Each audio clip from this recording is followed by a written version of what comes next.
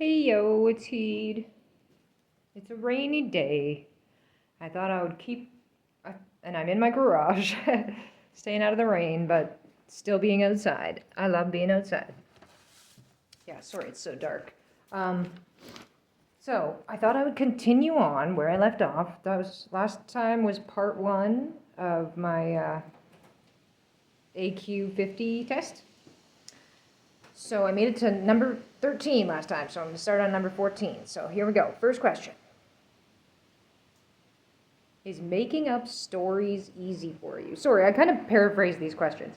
So, and I wrote about this one, like I was kind of trying to categorize the questions. So I wrote about that one that it was like about imagination, but not as much visual necessarily, like because you can also like imagine sounds, feelings, right? Tastes, smells, right? There's different types of sensory memory, or not memory, imagination that you could have, right? Like it's not just visual. So is making up stories easy? I said slightly disagree. Like I like the idea of making up a story to my kids, like just making something up, the whole story, but no, I don't really find it very easy. And then I was kind of relating that question to being about like lying, because especially if you haven't like planned out, I would have to plan out my lie, and this is the time when scripting would come in. Like I'm very uncomfortable with lying, like many autistic people. Like I'm not good with it, because I won't think of questions that they'll ask. Like I'll try to think of things that they might ask. I guess maybe the error I'm making is I think of things that I would ask, but then they don't think like me, so they don't ask what I would ask. So my script is like off. Like they say these things and it's like, where the fuck did that come from? And if I like didn't want to share something with someone and I like suddenly am being asked about it by the person, so like, or whatever, any situation where like you're in conversation, then you have to like quickly think on your feet in the moment to be like, oh shit, I'm not supposed to tell them this thing. Like if you're trying to keep a secret, or if you're like, I'm not going to tell them. Yeah, I'm not going to tell them something. Like to be able to answer a question about a lie, if I haven't thought about it ahead of time, like I'm going to bungle it so bad. That's why to me it's just like, it's not worth it to try to lie. Like, first of all, I think of lying as bad, but that is too black and white of a way of looking at it. Like there are moments where it's like, yeah, you should lie. And it definitely would be convenient if you did. I guess I'm kind of getting off track, aren't I? Yeah, about that one, I did put some questions. What is this about? Like, making up stories. Like, definitely autistics can be great writers and fiction writers, I think, too. I always wanted to be a writer, but I think it might not really be any good.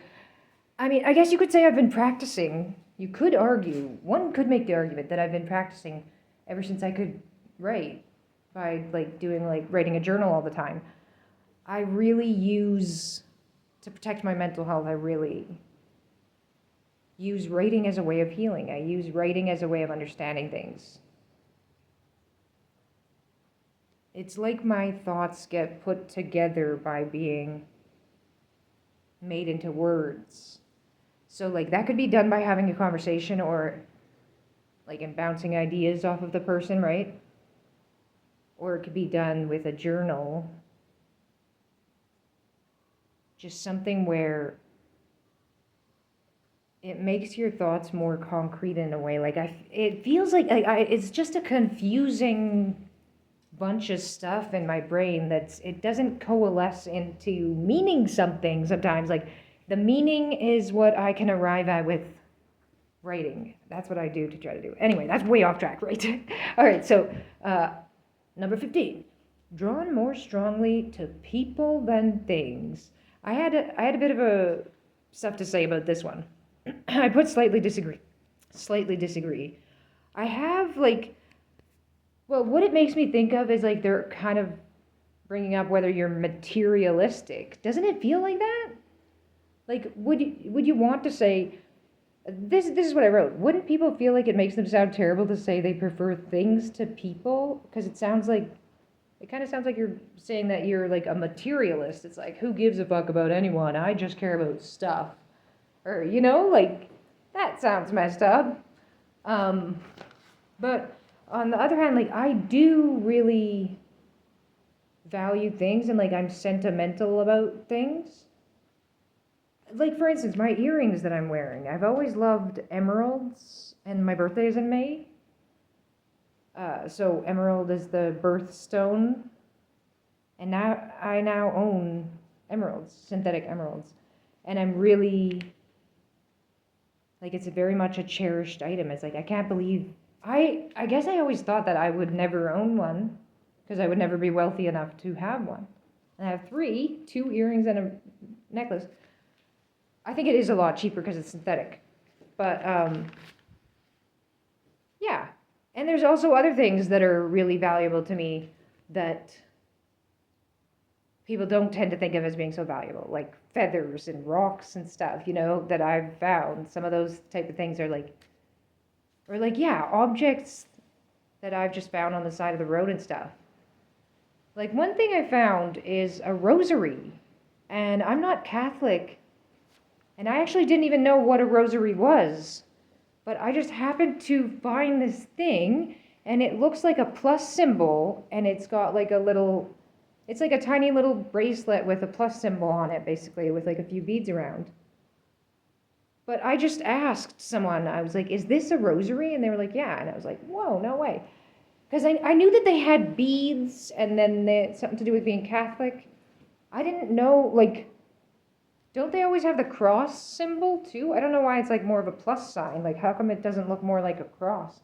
I don't know. I should maybe look at that. I'm curious about religions. I like that shit.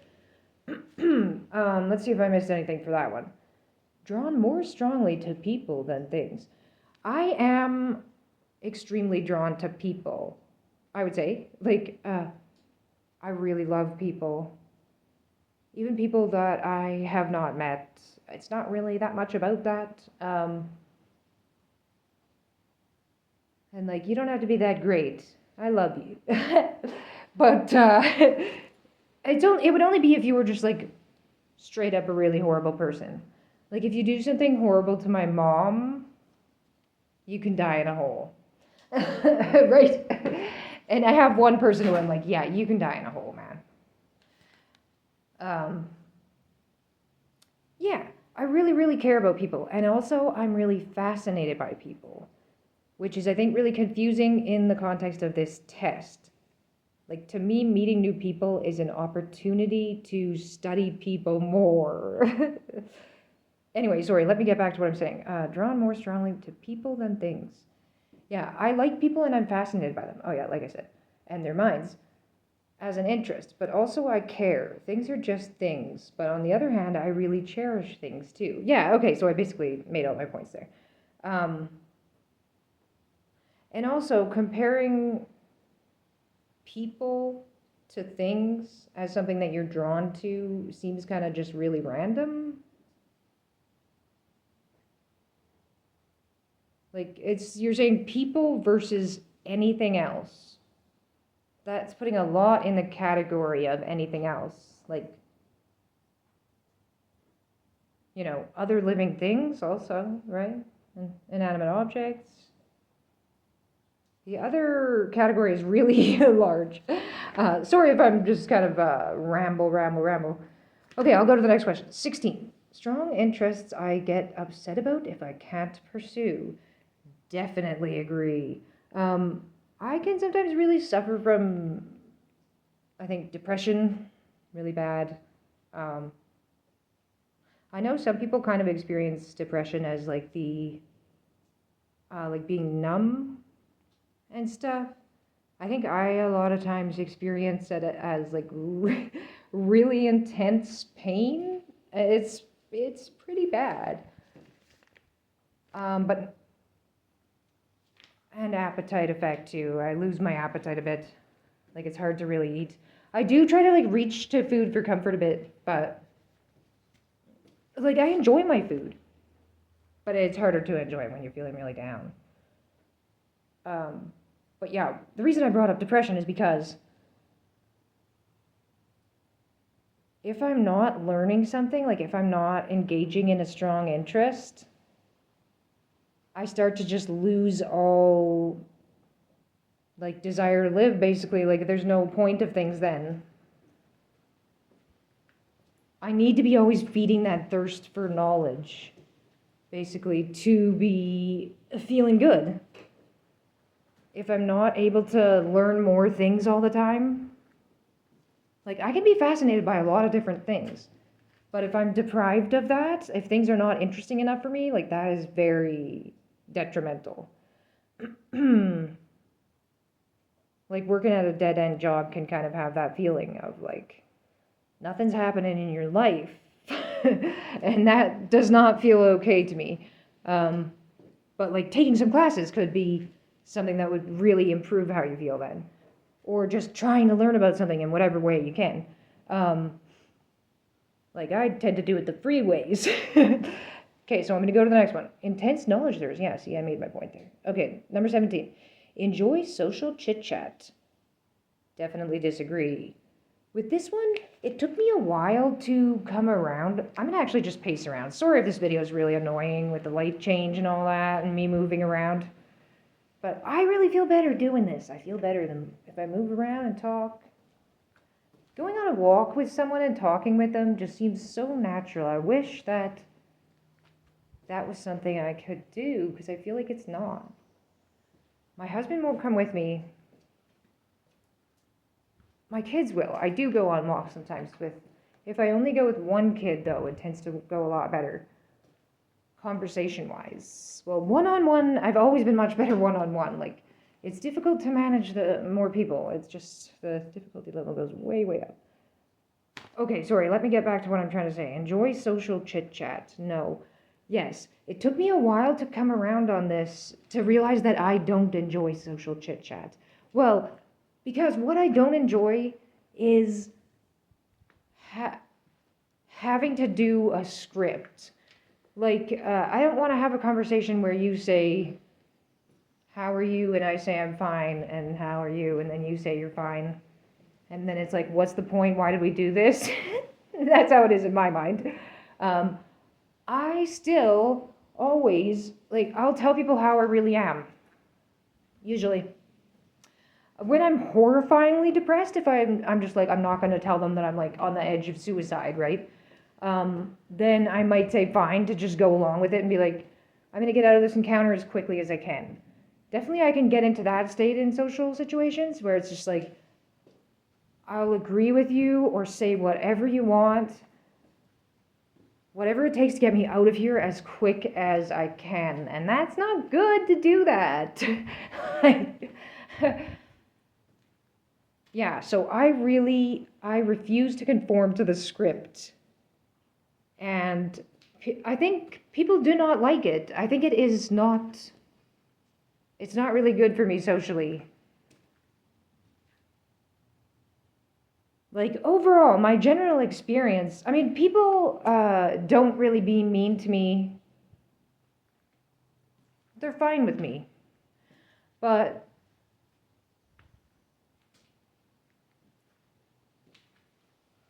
they don't, I think, yeah, it's rough out there, man. Maybe I just really, like, intensely have no idea how to make friends. Well, I don't go to places and do activities. Well, like, one part is, like, I only want to go somewhere, I want it to be free. I don't want to have to buy anything. It has to be free. Right? And also, I'm just tired. After work, so tired. It kind of has to do with that, too, like, putting in 100%. I think I really run into that issue a lot, that I really put in 100%. And afterward, I am, like, dead. Like, I'm just so can't function. Like, after work, a lot of times I need to spend a period of time on just making myself feel okay again. Like, I need to have a recovery period. And then during this time, like, there's people around. I'm not alone. Like, my kids and my husband are there.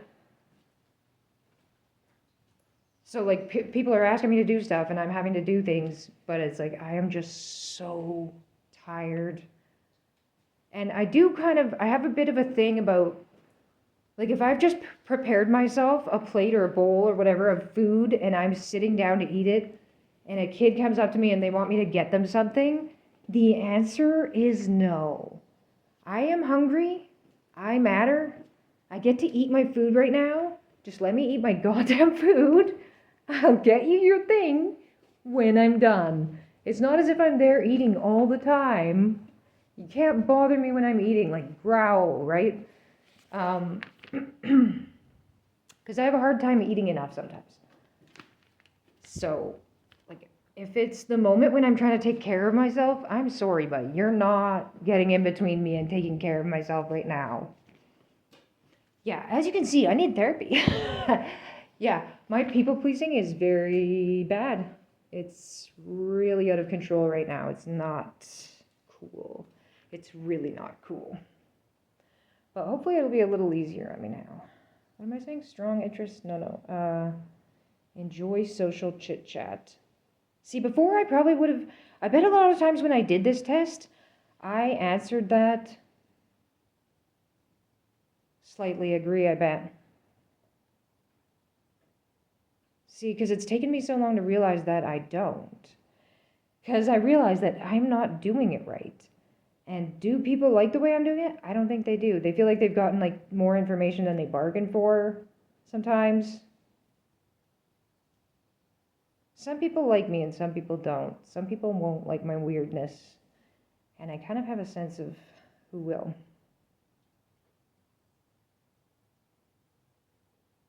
Can we please talk about something more interesting? That's what I wrote in the notes.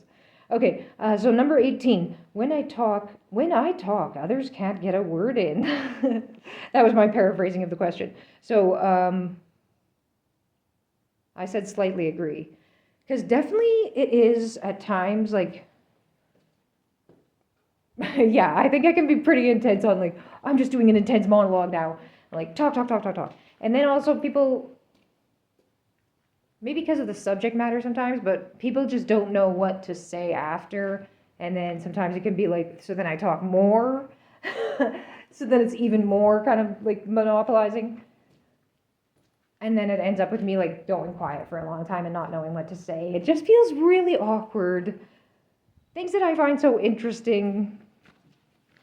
Yeah. Anyway, yeah, you get it. It can be hard for people to get a word in. But also, yeah, I can also easily feel rejected though. And if it comes to the point of me asking you a question and then the way you respond, or just like the look on your face, like it's easy for me to read negative, I feel like. And then just be like, oh, okay, I'll stop talking. And then I also seem hurt. And I don't want to seem hurt. I want to seem like I don't care. But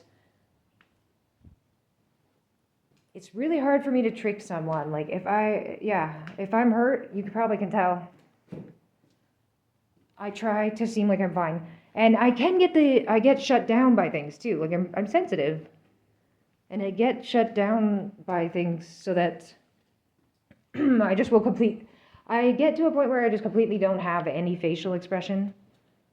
Like it's like I think of it as like, it's like all the life went out of me. My face is like completely expressionless. And I just don't really care about anything.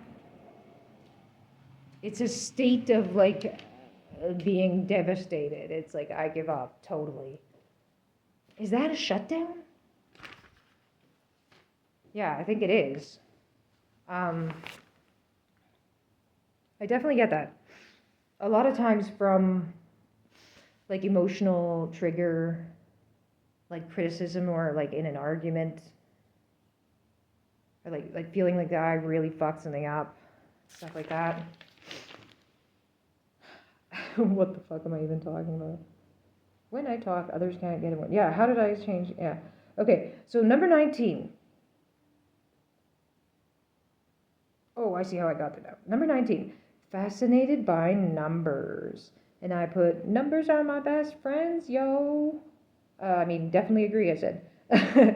um, Math is good. Logic is good. See, what I love about math is, and I also love superstition. There's lucky numbers. There's so many different things, but there's bad luck numbers, like 13, lucky numbers, like 7. And, like, you got, like, your jersey number and stuff, and yeah.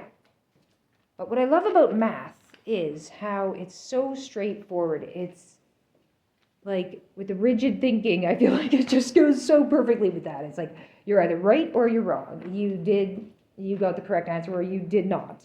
And you can also check it, and that's beautiful. You love that. You gotta love that, right? But even when it went to algebra too, and I never made it to calculus. I took calculus at university, in University 1, but I was not passing. I wasn't doing good. I loved pre-calc, though. Like, algebra I was good with, too. And pre-calc I loved. I loved pre-calc. And applied was good, too. I think applied might have been kind of more difficult for me. Like, the graphing and stuff, I wasn't as into that as the algebra things. But pre-calc is pretty intense sometimes. But no, it always was just, it came so naturally to me, so easily. Oh, oops, I accidentally turned the page. What am I looking at? Yeah, fascinated by numbers. I said definitely agree. Number 20, reading story.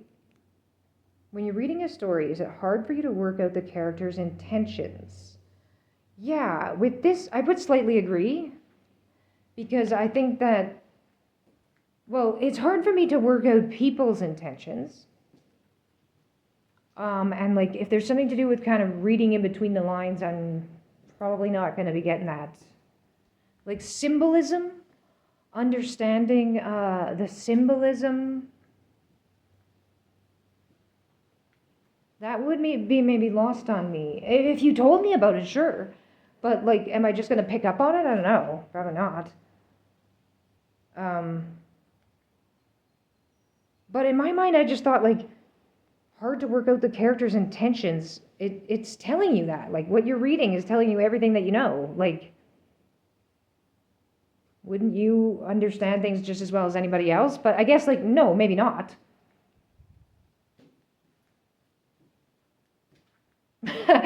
That's kind of sucky to think, like, other people having a more in depth in some ways experience of like reading something, more understanding of another person's mind. No, see, that's what I think.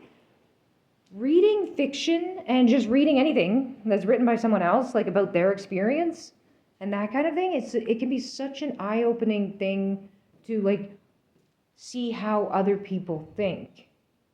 And sometimes you can feel like, wow, I can really see how, like, it's different. Yeah, people think differently. It's fascinating. I want to know more about all those different ways of thinking, you know? I think it's really interesting. See, did I get off track again now? Characters' intentions, yeah, okay. All right, number 21. Don't enjoy fiction. And I put definitely disagree. Yeah, I guess maybe a lot of, I don't know if this is a, what's it called? Stereotype? An autistic stereotype that they like reading nonfiction or like really informative things, like reading an encyclopedia or something. Which, yeah, I think that is definitely a thing. But I love fiction. And then I also remember on some podcast, which had 2 autistic hosts, I don't remember the name of it. Shit, I wish I did. It had Ribera Bonbon on it. And I don't know the other lady's name. It's so good. I really like it. I've been eating it up like 3 or 4 episodes in. It's so good. But I love fiction. And I just remember in that episode, they listed off these titles of fictional book series, like reading all the Harry Potter books, reading all the Boxcar Kids books. And I literally have read all those, all the Hitchhiker's Guide to the Galaxy books. I read the Animorphs. I read so many Goosebumps books and Fear Street, all kinds of like horror books, so much Stephen King. And also at one point I started getting hooked on reading like classical books because it was something we were doing in like grade 11 or grade 12. And it was beyond what was expected for school. I had this list of classical books and I was like, I want to read all the books in this. Why would I stop now? Like that I read the one for school. I don't care. I want to read all the rest of them too. And I read Crime and Punishment. And it was really neat, really cool. It seemed like kind of like reading. It felt like I was experiencing the descent into madness kind of with this guy, and then him kind of like, yeah, it's kind of a redemption arc maybe after that, I guess. Maybe I'm wrong. But the book, like I was a teenager, obviously it's an intense time, hormones and all that. I thought the book was amazing. Those classic books that I read were so cool. I still want to do that too. I still want to read all the Stephen King books, but there's so many. And I'm not really doing it now. I'm kind of off of it. I started rereading The Hitchhiker's Guide to the Galaxy. I love those books so much. Douglas Adams is the best. Sorry, I got so off track again. Yeah, so needless to say, I love fiction. Number 22, hard to make new friends. Definitely agree. And this is something that I've only come to realize recently, that maybe I've never really been doing it. No, I've made friends before. I made one friend. You know, a few. Yeah, it's not been going smoothly. Number 23, notice patterns all the time. Yeah, this one I wanted to ask a question too. Like, do they mean like making shapes? Because I remember on the bus ride to school, the bus seat in front of me, it was like these wrinkly brown seats. And to me, I could look at the wrinkles in the seats and I could see like a face. But then the same spot I was looking at would start to look like an animal or something, just like something completely different. And I could just see all kinds of like images in it. Not that it was seeming to change, you know, like, I mean, it was in my mind, like it was changing in the way I was viewing it. But not that it was physically changing, like it wasn't moving or anything. It was just a seat, a solid thing. And I think of it as something being similar as like how you can see things in the clouds and make shapes out of the stuff in the clouds. Certain things are just like that. But I think my experience of how often I see those type of things is a lot more. Like pieces of hair on the shower wall can often seem to be sort of making a shape. Like they'll be making like one line of a shape, and then I can kind of like imagine what the rest would be. I don't know. I'm not really sure what I'm describing. And is that pattern recognition? Notice patterns all the time.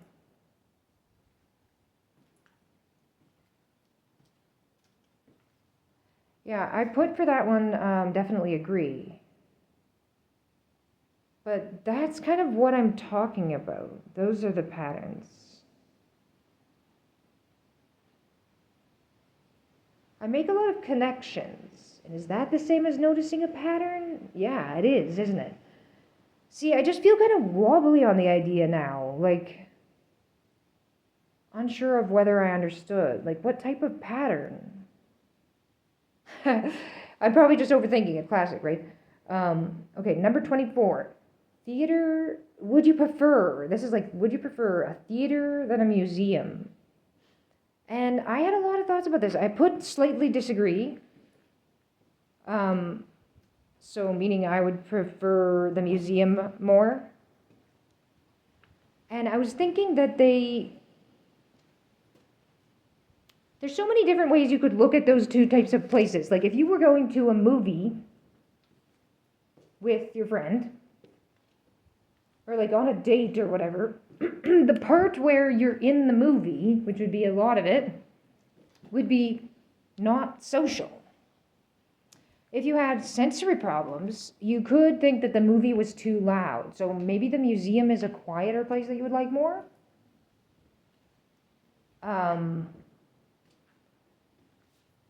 Like, how are you meant to look at the museum?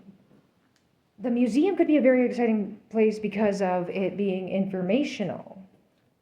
But also, I think, in a way, the museum could be a lot more social if you were going with someone else.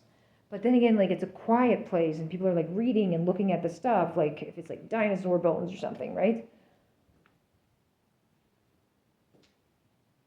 The theater or a museum? The museum has been really cool when I've gone. And it's not the type of place where I would go. Like, I've been... Like, field trips in school, I would go to museums that way, but, like, my family wouldn't take me to a museum. It wasn't like there was a bunch of museums that were convenient either. Like, we lived pretty far outside the city and stuff. And weren't exactly wealthy or anything. And my dad was always busy working.